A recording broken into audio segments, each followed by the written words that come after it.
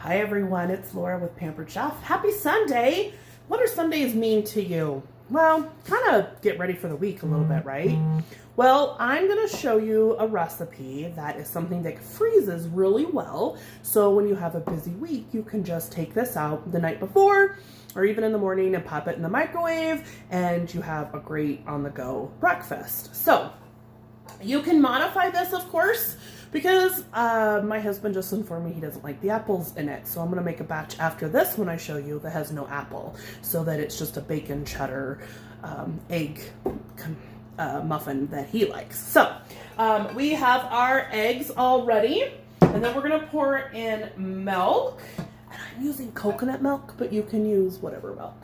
And then we're going to use a 1/4 teaspoon of salt. And whisk this up. Now the recipe calls for bacon bits, but I don't buy that. That's expensive stuff. That's craziness. So I just made some bacon, and it calls for 1/3 cup. So I'm gonna go a little bit light on that, since I'm gonna make a third batch out of that pound of bacon. And then the apple, I'm going to show you how to cut an apple.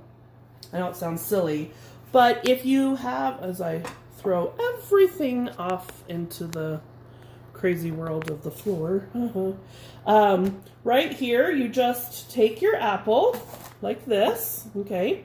And then you want that middle part out, so you just angle your knife. That's a trash bowl over there, by the way.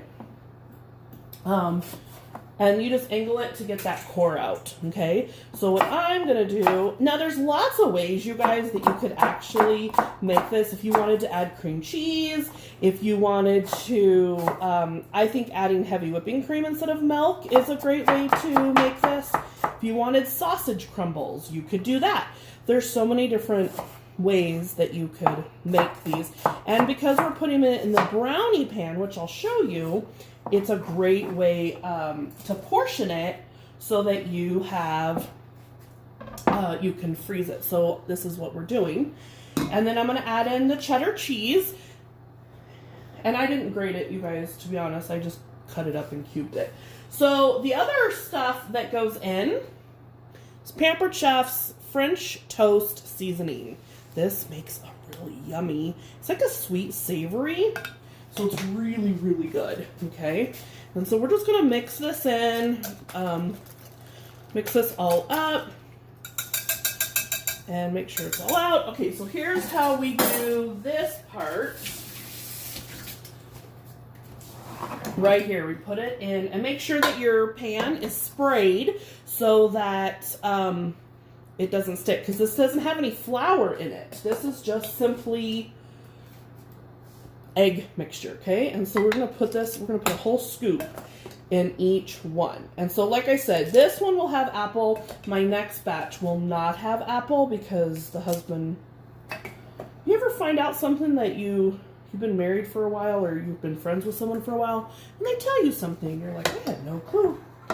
I found out just last week my husband doesn't like apple cinnamon, or apple oatmeal. I'm like, what? We've been together 19 years. I didn't know all this. Anyway, so I'm going to fill this up.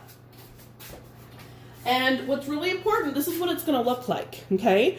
They smell really, really good, and they taste good too. That's why there's only 11.